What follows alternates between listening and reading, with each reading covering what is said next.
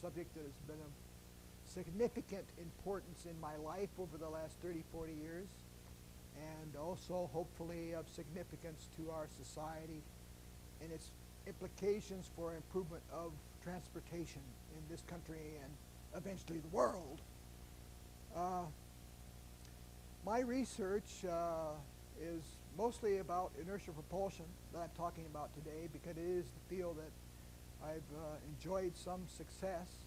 In the last year or so, things have pretty much coalesced on it. There's been many years of struggle and failure, and then just in the last year, things have really clicked and come together. And basically, my background is propulsion. I'm a physicist by training. I have a degree in physics, and worked in the defense industry on space propulsion for satellites, ion propulsion.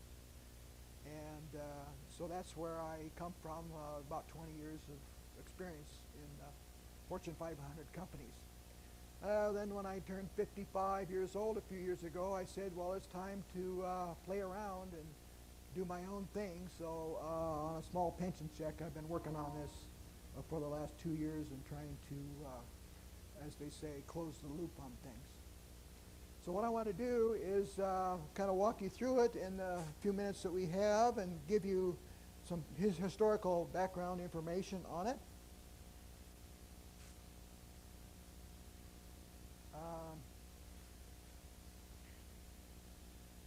This is the one potential application I'm currently working on, is where you put a little box on the back of your on the back of a person and turn the thing on, and it'll lift you up in the air. I'm working on a prototype for that, and I'll be going into more detail on that as we progress. And I'm going to spend a half hour with the view graphs and spend another half hour. I got some video of all the working models and measurements and weight loss experiments that I'll be showing you.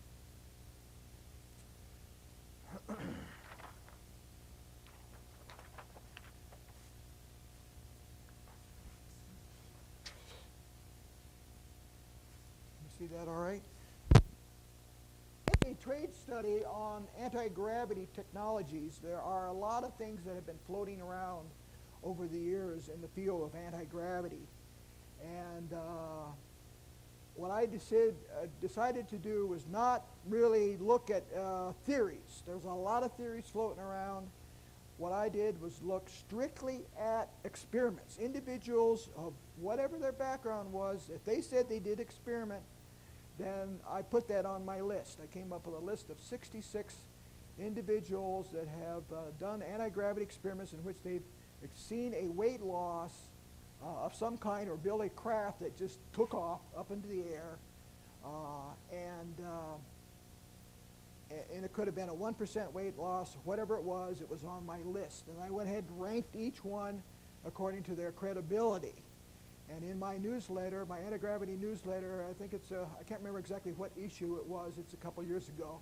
You can order that for $10, and it's got a big 4-page fold-out that tabulates all the anti-gravity experiments that have been done, in which a good result was obtained.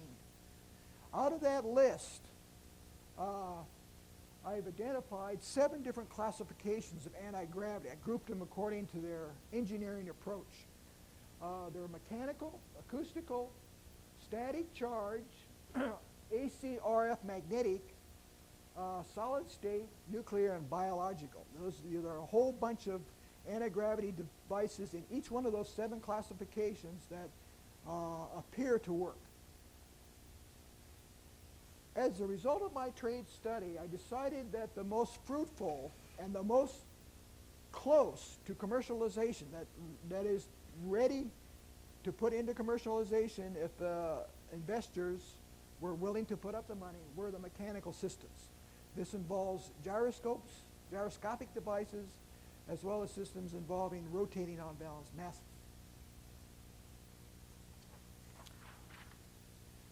One of the most important inventions in the area of unbalanced mass was the Dean drive. This was an article in Popular Mechanics magazine that appeared in 1961. The inventor was on the Dave Garroway show, May of 1960. He brought it on the Today Show, had it on a bathroom scale. He turned it on, and the weight went almost to zero. It weighed 16 pounds, and it went down to zero. And Popular Mechanics did an article on it. So you can look that up in the literature. It's September 1961.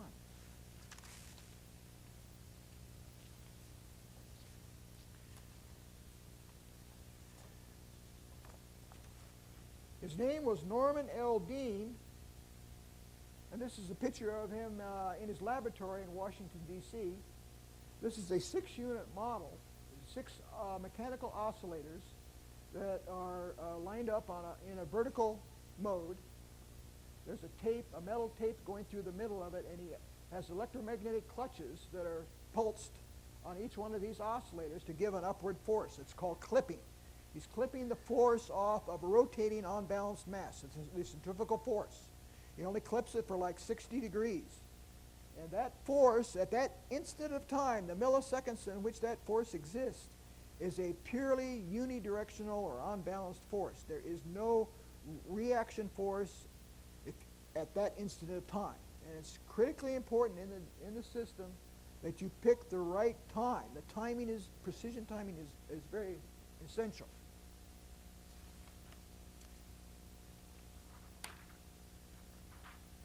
So this is the history of that device. He developed it sometime after World War II. He got the idea from the study of locomotive trains. He noticed that trains had an anomalous lifting effect where the wheels of the train would actually lift off the track due to the unbalance of the crank wheel. There's a big crank from the engine that provides torque to the wheel, and under certain conditions, certain speed, the whole train would lift right off the tracks, and the engineers were really puzzled that they couldn't figure out how to balance the wheels properly. So Dean seized upon that idea and realized that an unbalanced force could have been produced, and did laboratory experiments. And in 1969, he filed a patent application which was issued for the conversion of rotary motion into unidirectional propulsion. The Air Force showed an interest in it. The government, NASA, showed an interest in it. And he submitted a test model for them to a contractor to evaluate. The contractor gave a negative report on it and said it did not work. He tested it horizontally on rollers, and the thing just vibrated. So Dean was very upset about that and accused the contractor of tampering with the controls on it. So it became very controversial after the Air Force did their tests. That was called the Rabinow report.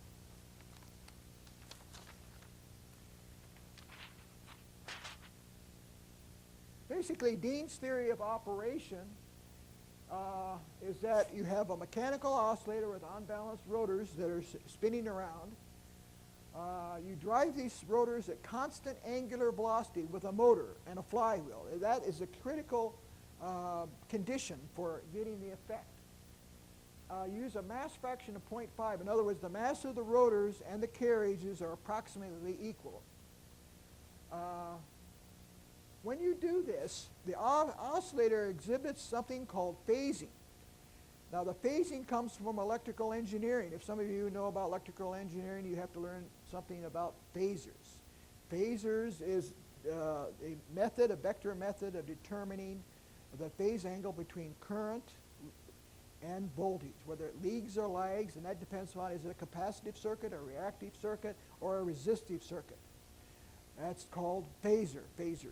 And he was a student of Nikola Tesla, and he felt that his invention was the mechanical analogy to the AC motor. When Tesla invented the induction motor, the academics of the time said that it would not work because the average value of an AC voltage is 0. It goes up and it goes down. The average is 0, therefore you can do no useful work in that case. And Tesla's induction motor should not work. But it did work. So Dean said, now academics are telling me that my machine will not work in that I produce not alternating current, but alternating force. He has a device that produces alternating force, and today we have this problem of people being convinced that you can do useful work from alternating force. But like the induction motor, it is possible to get rectification of alternating force to produce a succession of unidirectional pulses of force that can be used to propel and lift a mass into the air, levitation. So one of the personalities that got very excited about Dean's invention was John Campbell, who was the editor of Analog magazine. And I corresponded with him, and Campbell said, look, I went and visited Dean in his office, in his laboratory in Washington, D.C., and the darn thing works. And Campbell was a physicist, a graduate from MIT. So he devoted a whole issue of Analog magazine, June 1960 issue, to the space drive problem, how people have reacted emotionally, the engineers and academics, to the claim that you could build a black box, put energy into it, and it would produce thrust in space. This would get rid of rockets. People are horrified that it would get rid of rockets. So I decided that I would build models. I decided I would devote a considerable amount of my own time and money to replicate Dean's research. This is the first, one of the early models that I built was a 4-unit model, like a 4-cylinder engine, an automobile engine, except that this produces not unidirectional torque as in an automobile, but unidirectional thrust. So I put it on a scale, turned it on, didn't work at all, didn't work with a darn. I mean, that scale just said 24 pounds and the weight didn't change at all. So my early models did not work at all.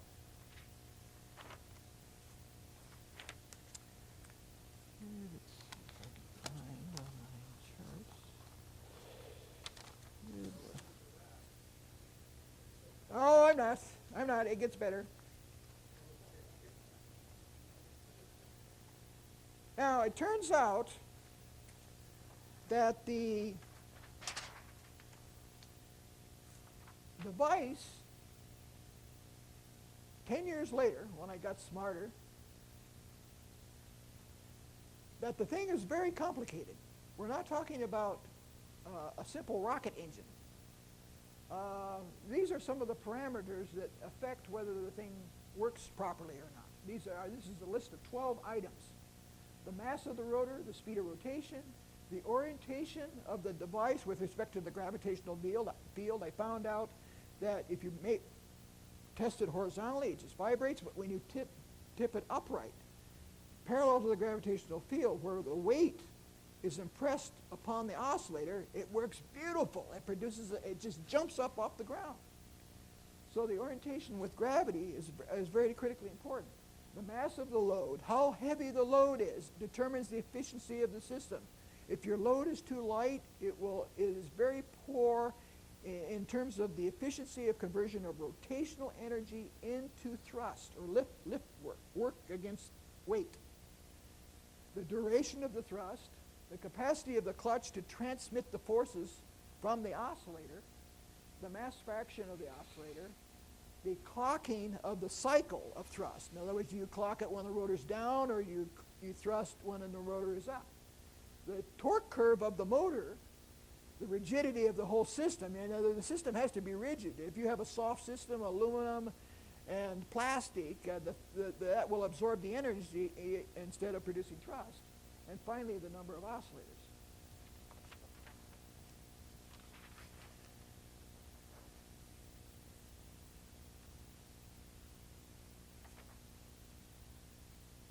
Okay, this is the Bootstrap Effect.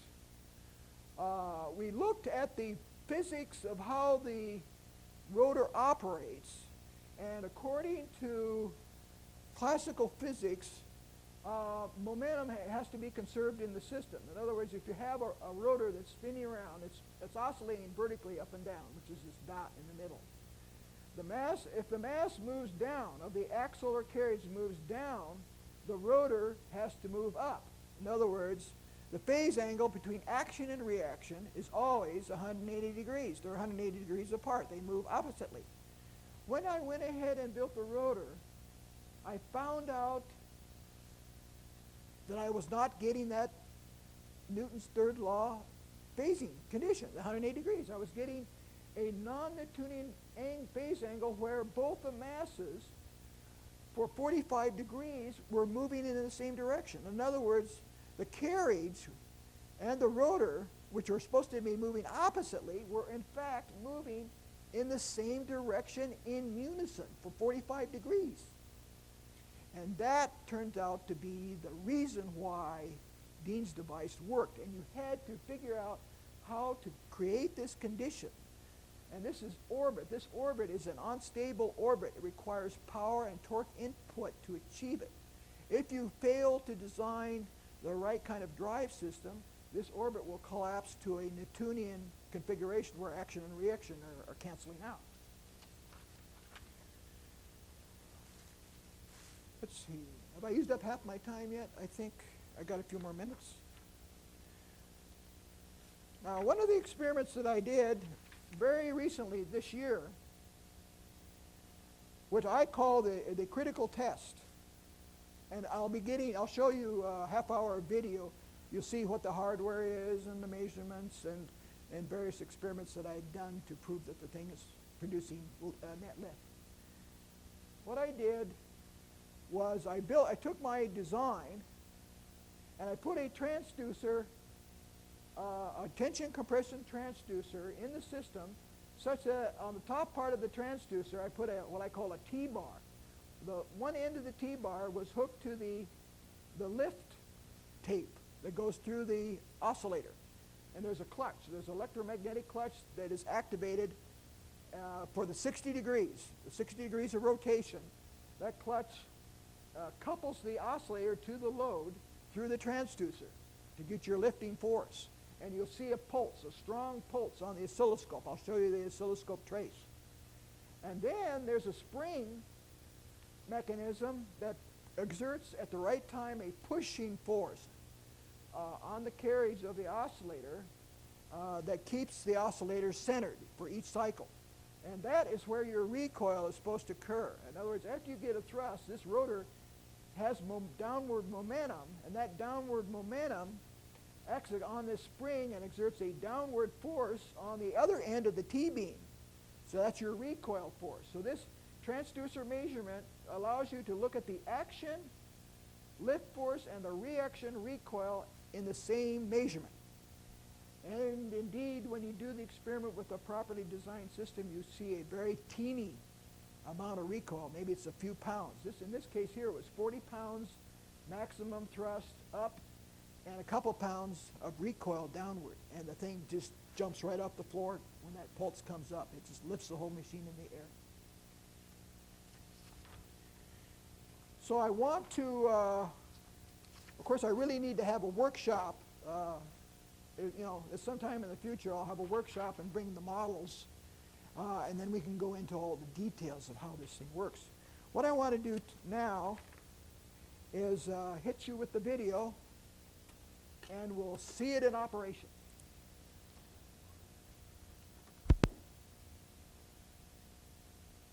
Hang on, so you can just see how it operates.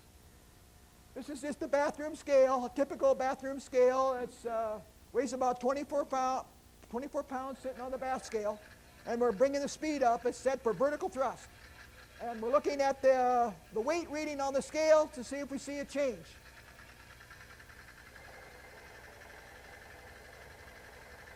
If you look at the scale reading, it weighs about 20 pounds. And I turn it on, and it goes down to 10 pounds. So it's losing 50% weight.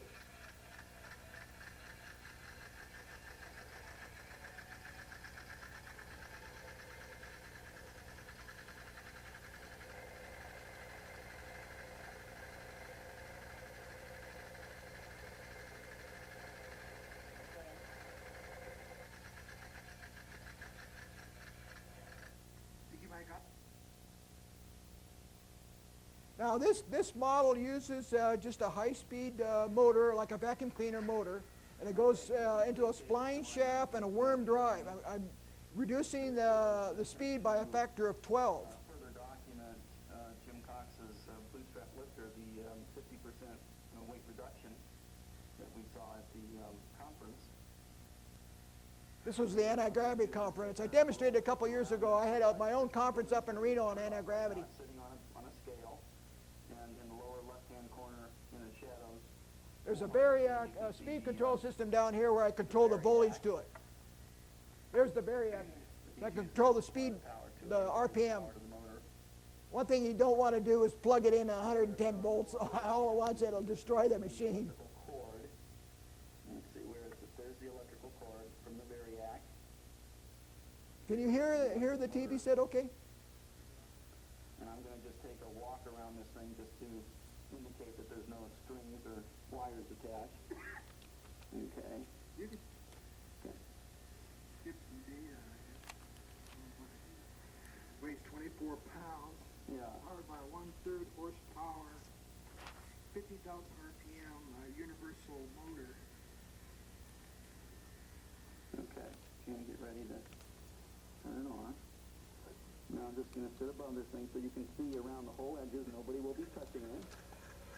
Let me focus in here on the scale. It's centered at 20 right now. Okay, Jim, go ahead.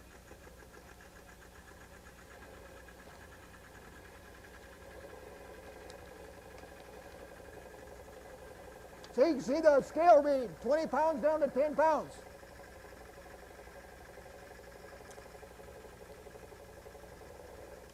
Okay.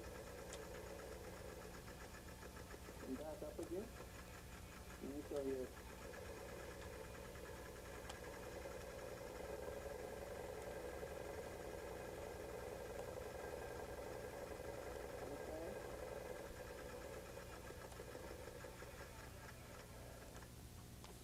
And as you can see, it's back to 20 pounds when it's turned off. It went down to 10 pounds? Yeah. Holy cow, man, this thing's producing lift. I can't believe it.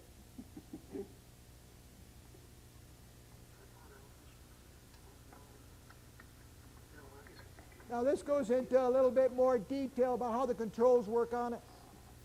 Okay, just go ahead.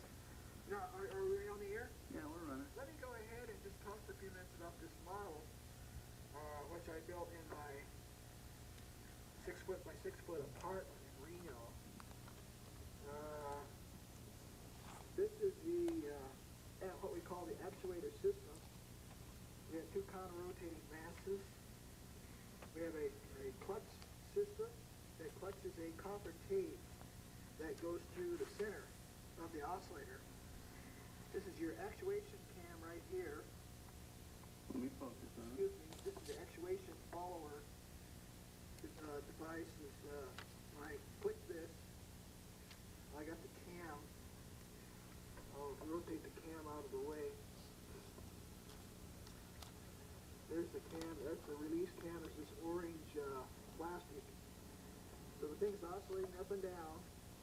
This cam comes up here, engages the follower on the clamp,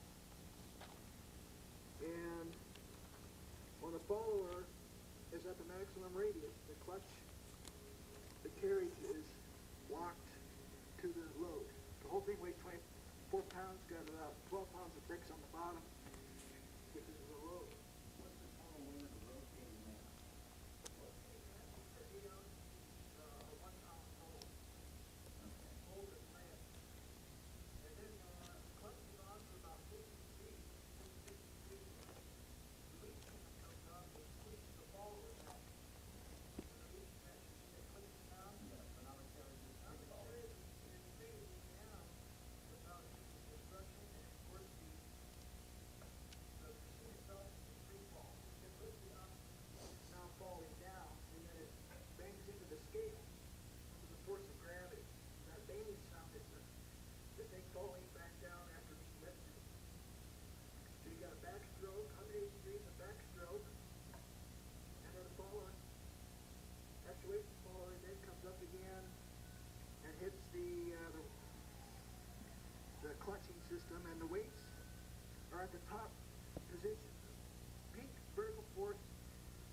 the weights are in the top dead center position.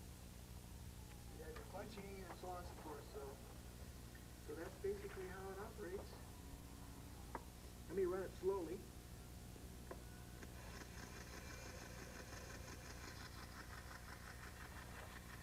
The advantage of this control system, see, originally Dean in his patent in 1959 was using magnetics, little coils and stuff, and you couldn't really get them to work properly at high speeds and handle large amounts of forces. So my system is like second generation. It's a camming mechanical system. It works beautiful up to like a couple thousand RPM. It wouldn't have any problem putting this in an automobile engine and operating at thousands and thousands of RPM.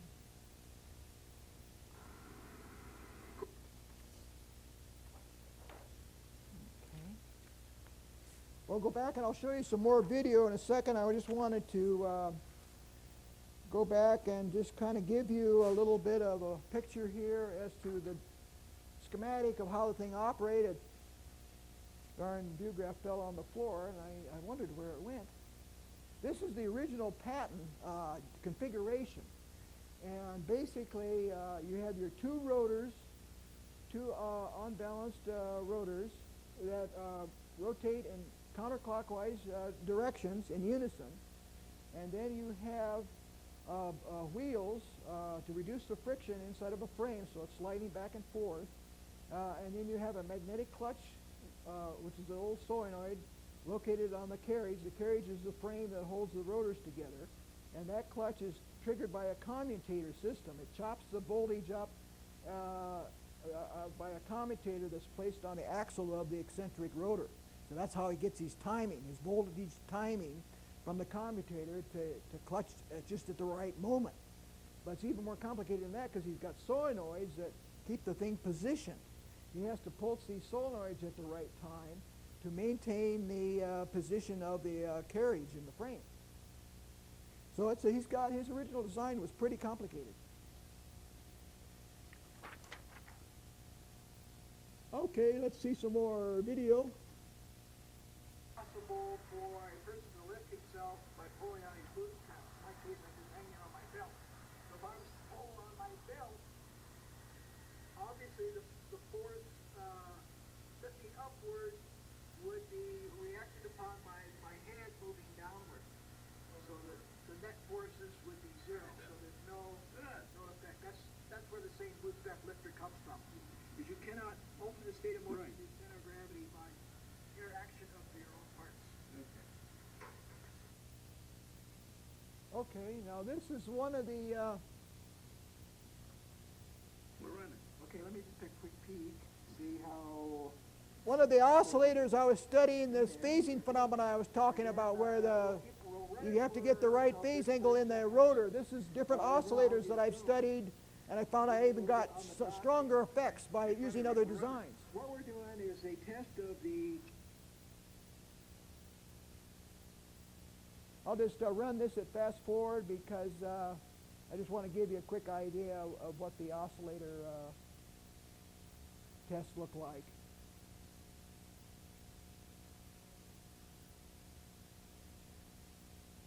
This is called the Barbell Oscillator.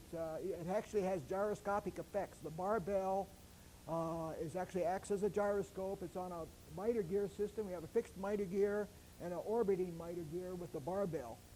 And it's a gyroscopic effects are also acting on the motion of the carriage. There's the disc that shows the centers of gravity. This center of gravity is supposed to be stationary vertically, and it goes into orbit, showing the breach with Newton's third law.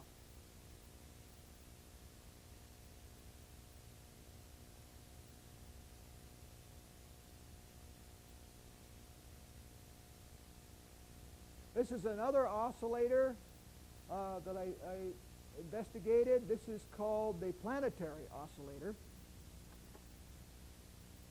And what it has is three masses, very similar to the solar system.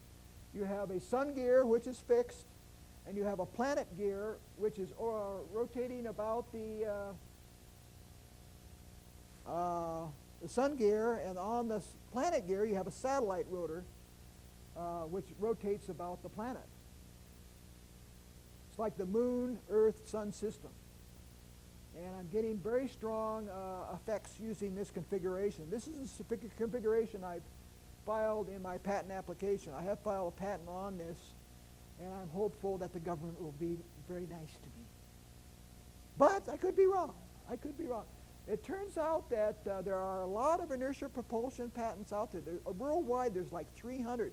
If you go all the way back to World War II and look at all the different countries,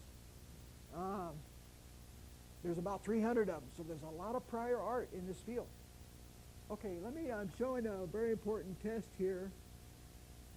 Let me rewind. Stop. Rewind. Play.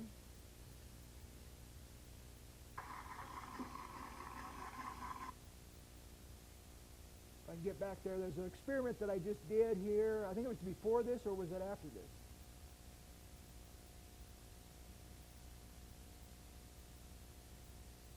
Okay, let's try.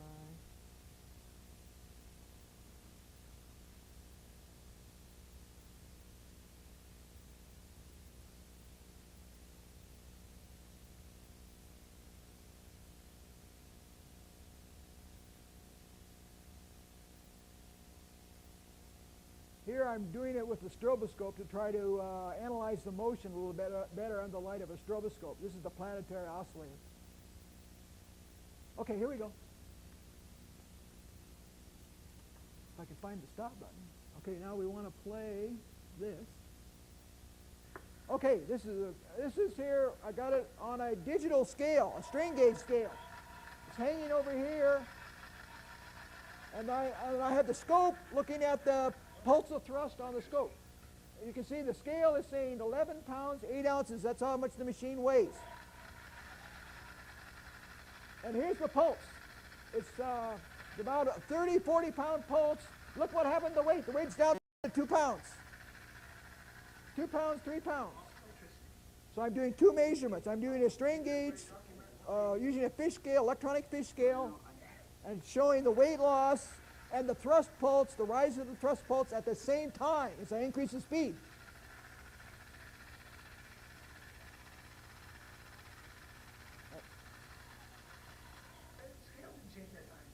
Something I had to adjust the model here. Well, I'm getting pulse over here, though. Steady. Ready? Look, no electricity. I'm ready whenever you are. No electricity. Uh-oh, come on.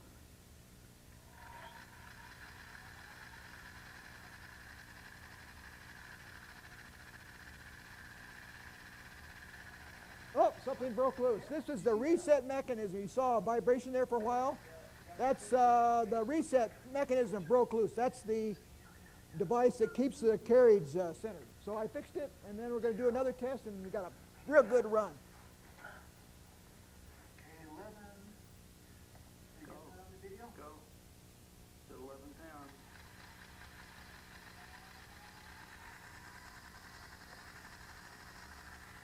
There you go. Look at that. Pulse off the scope. I'm down 3 pounds, 2 pounds. We're below 3 pounds, and the pulse is off the scope. That's a 40, 50 pound pulse. Lifting the thing up in the air and reducing the weight from, 12 pounds down to 2 pounds? Or,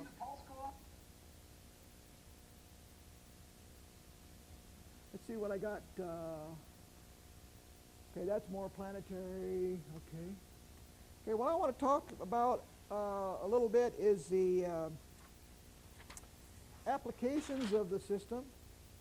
One of the things I'm looking at are actually a number of different future applications. The first one is a recoilless torque wrench. If you take these unbalanced rotors and configure them in a rotary configuration, in other words, instead of having the oscillator move linearly, but design it so that it rotates, a twisting action, you can make a torque wrench that can be used to take the lug nuts off a tire without any recoil on your hand. In other words, it's a recoilless torque wrench. And that is something I think I can commercialize really quick. I made some prototypes of it, and that's one thing I want to try to get on the market, kind of a bread and butter application. The next one is the backpack self-lifter. This is the first propulsion application, a backpack that you just strap it on your back, turn on the engine, and you're up in the air flying around, and you can control it by your body motion. I have a photograph picture of that, what that looks like, if I can find it.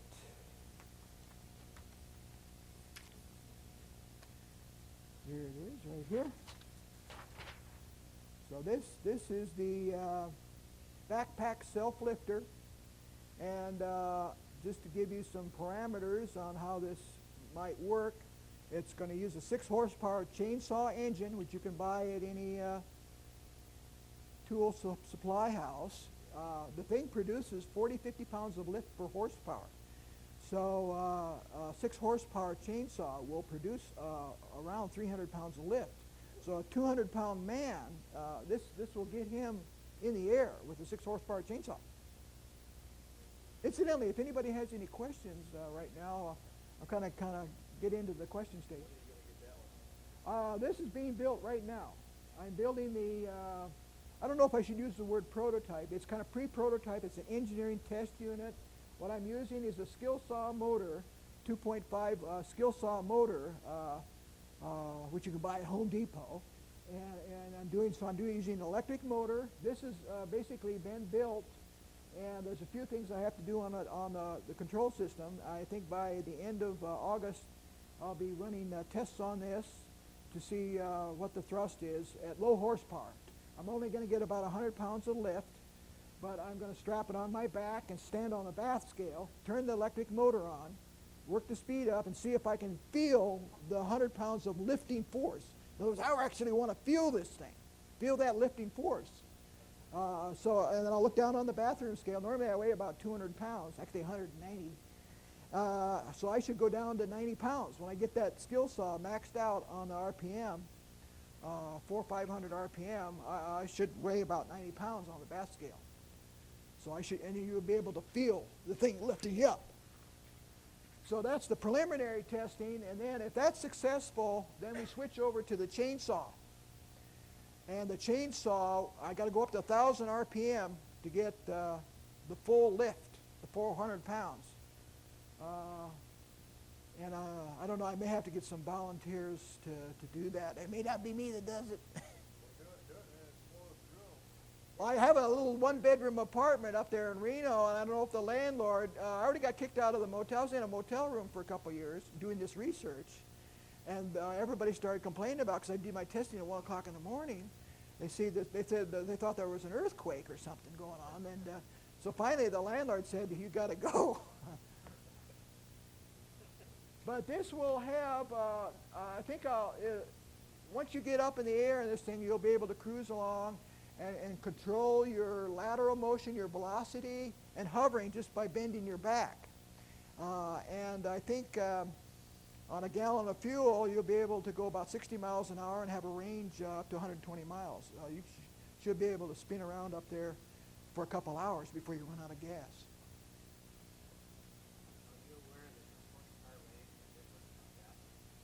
That's an interesting, I'm assuming shaft horsepower. Is it shaft horsepower for a chainsaw? In other words, it's the output horsepower, not the... Oh, it is. It's B. I know they got a B in front of it. Is that brake or British horsepower or something? Electric motors are rated like, I think, brake horsepower, but other than SAE horsepower. There's about 3 to 1. 6 horsepower chainsaw motors is about a couple horsepower. Oh, okay. All right. So maybe, when it says 2.5 horsepower on my skill saw, my circular saw, that... Really? Oh, okay. Any more questions? Yes, sir. You're back.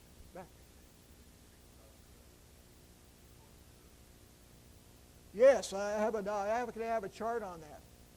Maybe I should address that if I can find the chart. That was kind of engineering details. Here it is. Well, here's one curve here.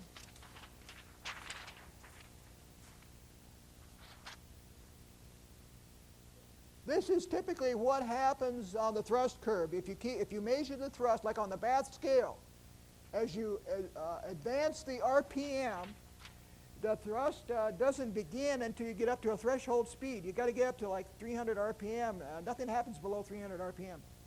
Once you hit that critical speed, the thrust just takes off really rapidly. It's almost like a cubic function of speed. And then it peaks out at some critical speed, which I call omega sub c. That's in response to your question about the torque curve. That's where the torque of the motor is no longer sufficient to keep up with the torque demand of the rotor. The rotor has a cubic or a quadratic torque demand. In other words, it increases as the square of speed. And there's no such thing as an electric motor that puts a torque out and increases with the square of the speed. So the motor cannot keep up with the rotor.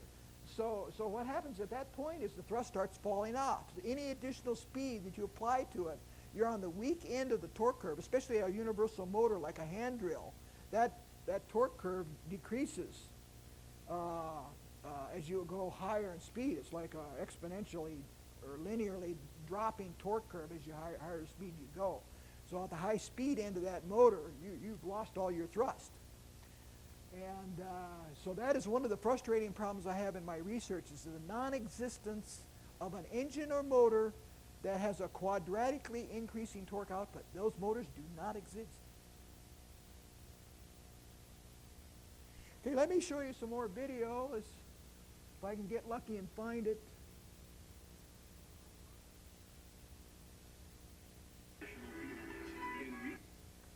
I want to get into the transducer measurements here. I'm going to fast forward this. This is a 2-hour video. Incidentally, I sell this video for $100. If you're a serious researcher and you want to get up to speed on this technology, you can order this video. Has all the data and experiments and the models and everything for $100 from me. Help fund my research. I've already filed a patent application. The patent is working through the patent office. So it is a patent system, but you're certainly willing to experiment with it. If you want to do experiments and replicate my results, then I certainly encourage you to do that.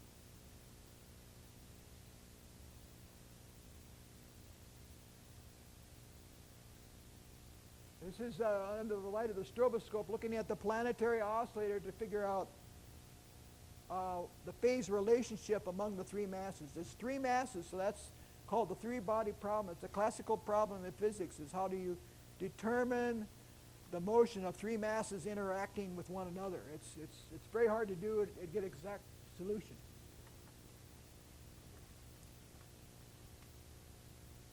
Okay, here we go. Here's the experiments with the transducer. By the oscillator on the frame. What we're looking at here is the oscillator, the control system, and the rod. That's the lift rod. Which is hooked to a shock absorber and a transducer. Tension, compression, force transducer. It's a dynamic transducer. It's a piezo. The spring right here. So if we provide a lifting force here in the clutch, you'll get a pulse on the scope. And then as we push down on this plate here, which is hooked to the transducer, so it'll hook to the same side as the transducer. It's a tension compression transducer. So we show the scope here. I'm going to fast forward it so we can get to the... There's another test where I put it on ball bearing wheels and I tip it at an angle and it moves laterally. I want to show you that. There you can see the thing running. And the pulse, action and reaction pulses on the scope there. Oh, here we go. Here's the multiple unit. This is a 4-unit system I built to try to get the 4-unit levitated. And I had problems with it breaking apart as I moved the speed up. But it did go down 75%. I got 75% weight loss on the 4-unit system. Everything looks good. It's just get that RPM, keep everything from falling apart.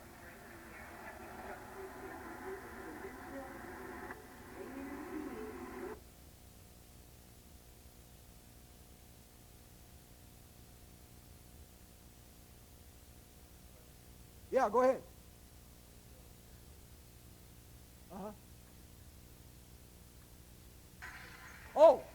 I'm I'm going to have a solid propeller rocket motor, small rocket motor that you fired under emergency situation. When you start falling, that fires the rocket motor and brings you to a soft descent. For emergency safety. You maybe test the Oh, okay. oscillator with a higher. So this is where I'm running the rotor. You can actually see the rotor spinning around here, back here. Here we go, here we go. See, I'm running all 4 rotors from a common motor. Now the one thing I'm looking into in my current research is something called dwell. Dwell is downtime for the motor between a thrust pulse. It looks like I need to have a dwell between the thrust pulses to give the motor a chance to put energy back into the rotor. So that's why I'm thinking that a 2-unit system rather than a 4-unit system is better because you got 90 degrees of dwell between the clutchings. Roughly speaking, mass fraction of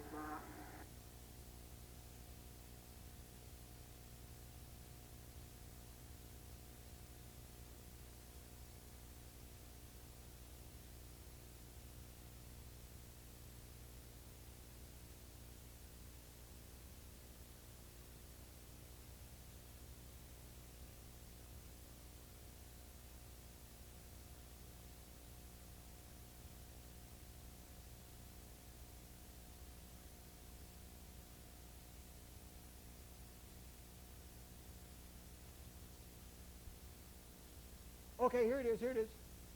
This is the ball bearing test. I put it on an inclined plane and have it go uphill on ball bearings on an incline.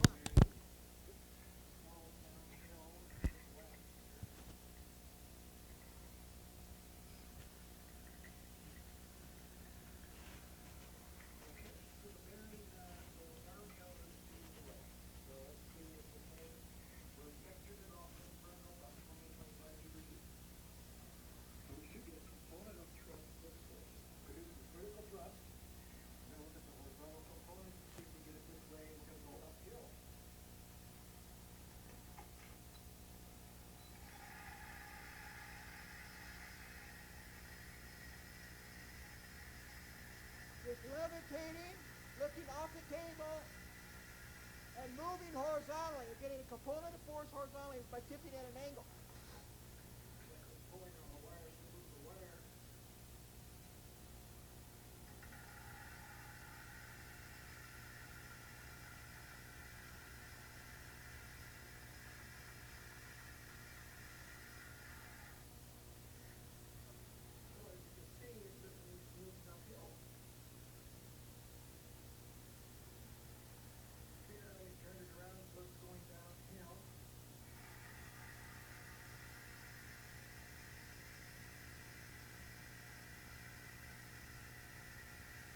Single unit. We're just a single unit is all we're using. One oscillator. The 60-degree pulse. Every 360 degrees of rotation, you just get 60 degrees right here.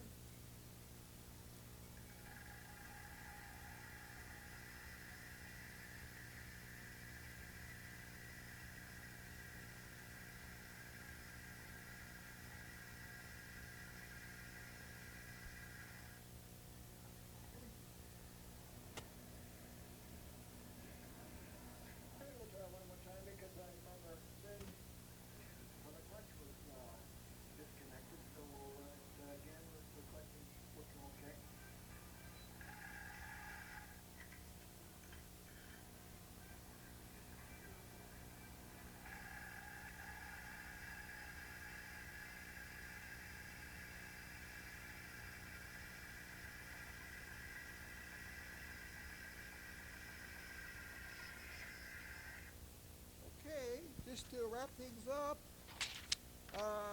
one other application is what I call, this is a motorcycle of the air application, and I call it the, I come up with fancy names. I know the military is going to be knocking on my door, so I call this the individual mobility unit.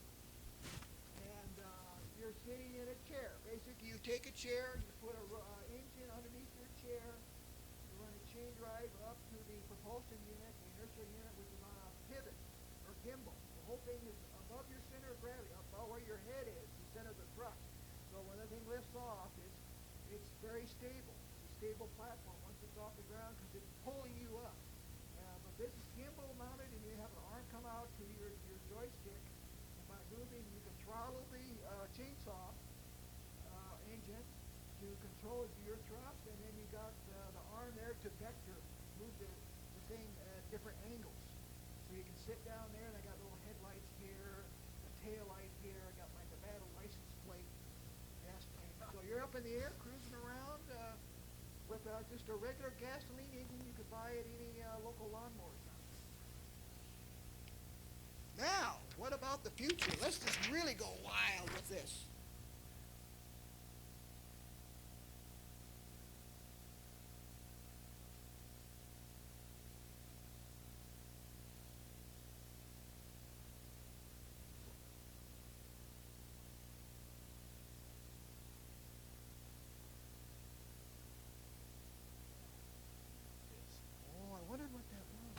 That was a plug socket.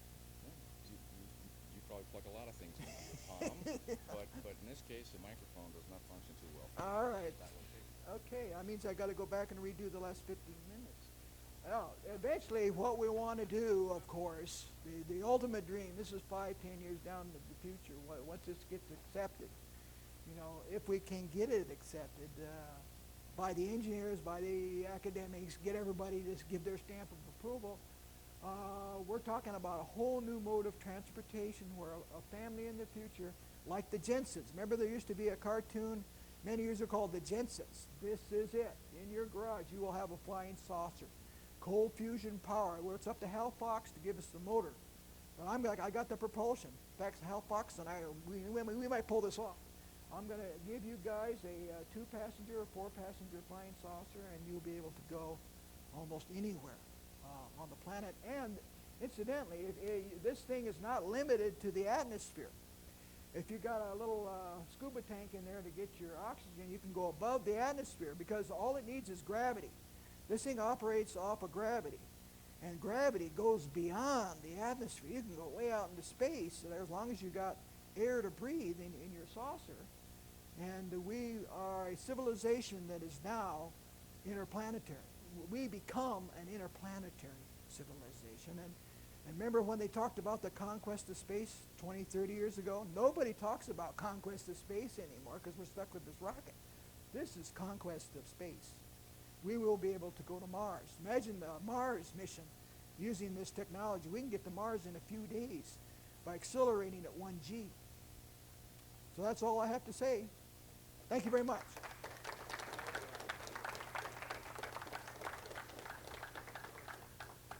Any more questions?